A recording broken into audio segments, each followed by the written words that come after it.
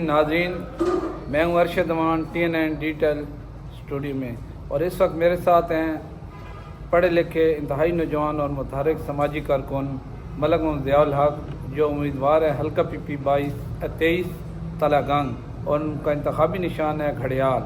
और वो इस वक्त मेरे साथ मौजूद हैं। और अभी कुछ दिनों से वो अपनी इलेक्शन कैंपेन चला रहे हैं, तो इसके हवाले से उनसे आज पूछते हैं कि हल्के में क्या पोजीशन है और उन्होंने किस तरह आवाम को कैंपेन में अपने जो मंशूर है वो पेश किया है, और आवाम का कैसा आपके साथ ताउन हुआ है और आवाम की कितनी पजीराई आपको मिली है। तो अस्सलाम वालेकुम। वालेकुम सलाम जी। सबसे पहले तो ये बताएं कि आप चूँकि पढ़े लिखे हैं तो और आपको ये सियासी मैदान में आ गए हैं और PP 23 के कैंडिडेट हैं, तो अभी आपने जो कैंपेन चली इस हवाले से आपको क्या पजीराई मिली और आवाम में आपको कितना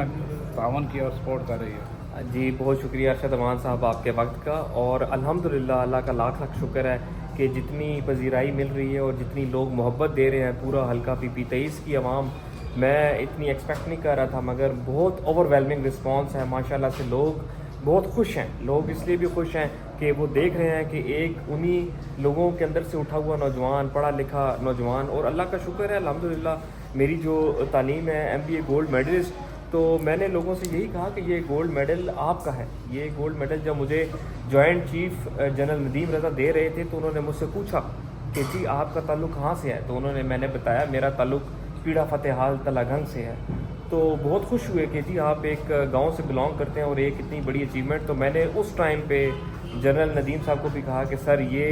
गोल्ड मेडल तलागंग का है, ये पीड़ा फ़तेहाल का है, ये पूरा हल्का PP 23 का है, और मुझे जितनी खुशी मिल रही है, मैं जिस ढोक पे जा रहा हूँ, जिस गांव में जा रहा हूँ, कल से हमारे जो दौरे हुए पिछनंद के, लावा के, थवा मारम खान के, जाटला के, चींजी के, तो उन तमाम गाँवों के जितने भी लोग हैं वो बहुत ज़्यादा खुश हैं और उन्हें खुशी महसूस हो रही है, और वो यही समझ रहे हैं कि हर शख्स मलिक ज़िया है, और वो मैं मलिक ज़िया नहीं, कि वो यही समझ रहे हैं कि ये इलेक्शन पूरे PP 23 की आवाम का है। और स्पेशली जो नौजवानों से हमें पजीराई हासिल हो रही है बहुत ज़्यादा, माशाल्लाह से हमारे नौजवानों के अंदर बहुत टैलेंट है, और माशाल्लाह से पढ़ाई के अंदर भी बहुत आगे हैं, इसके अलावा कारोबारी शोबे के अंदर भी बहुत आगे हैं। तो हमारे नौजवान भी बहुत ज़्यादा हमारी कैंपेन चला रहे हैं, और जिस जगह भी मैं जाता हूँ लोग कहते हैं कि जी ये भी कोई पूछने की बात है, हमारा तो वोट है ही आपका, और हम इंशाल्लाह 8 फरवरी को घड़ियाल के निशान पर मोहर लगाकर मलिक ज़िया को और PP 23 को और तलागंग को कामयाब बनाएंगे। ज़िया साहब, आप जैसे कि हल्के में गए हैं, इससे पहले यहाँ चूँकि मुर्सी सियासत, थाने कचहरी की सियासत और घर बैंक की सियासत और इलाकाई धड़ाबंदी की सियासत होती है।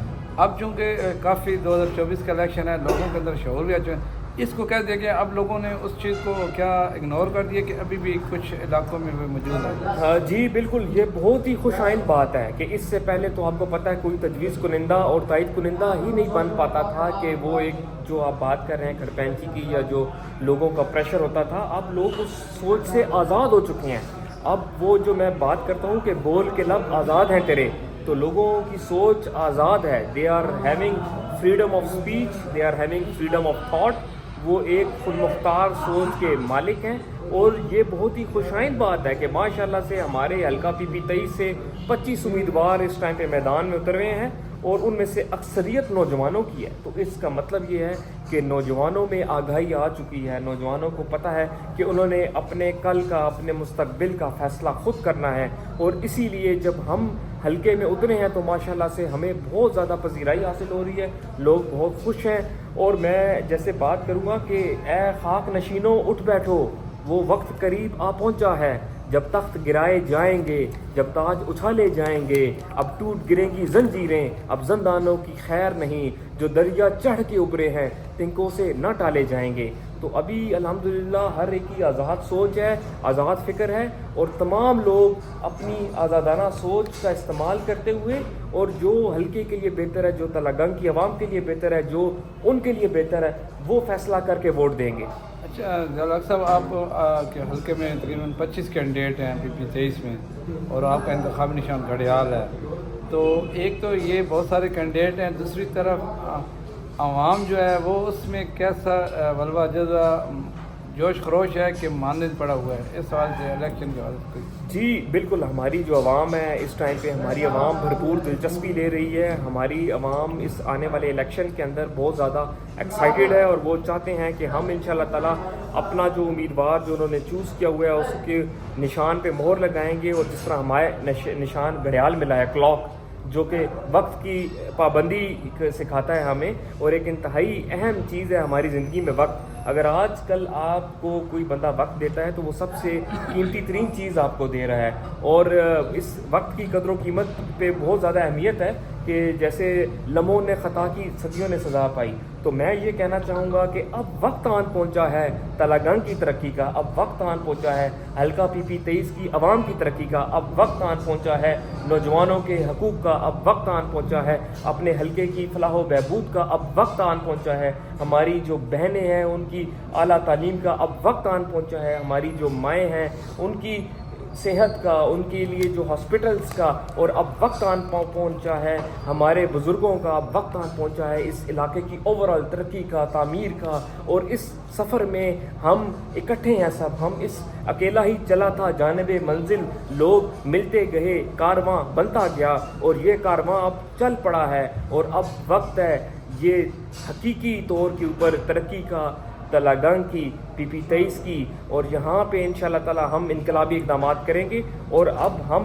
اویئر ہیں اپنے حقوق کے لیے، اور انشاءاللہ تعالی اپنے حق کی جنگ آخری دم تک لڑیں گے، اور انشاءاللہ العزیز اب وقت آن پہنچا ہے کہ لوگ گھروں سے نکلیں اور ہمارا ساتھ دیں، اور انشاءاللہ العزیز 8 فروری کے دن گھڑیال کے اوپر مہر لگا کر ہمیں کامیاب بنائیں۔ اگر ضلع تلنگانہ کی عوام آپ کو منتخب کر دیتی ہے تو عوام کے لیے کیا آپ کی ترجیحات میں سے ہوگی؟ چند ایک سب سے پہلی جو ترجیح ہے وہ سیلف کانفیڈنس ہے، وہ اعتماد سازی ہے۔ ہماری عوام، حلقہ PP23 کی عوام کے اندر اتنا کانفیڈنس، اتنا اعتماد کہ جو ان کے حقوق ہیں، جو ان کے حق ہیں، جو ان کے رائٹس ہیں، وہ انہیں معلوم ہے کہ ان حقوق کو حاصل کیسے کرنا ہے، اور ان کے لیے ہم انشاءاللہ تعالی العزیز جو ان کو کانسٹیٹیوشن 1973 کے آئین کے مطابق جو حقوق ملے ہوئے ہیں ان حقوق کی پریکٹس کروائیں گے کہ باقاعدہ طور پہ انہیں وہ سارے کے سارے حقوق ملنے چاہیے جو ان کے بنیادی حق ہے۔ جیسے صحت کا حق ان کا بنیادی حق ہے، تعلیم کا حق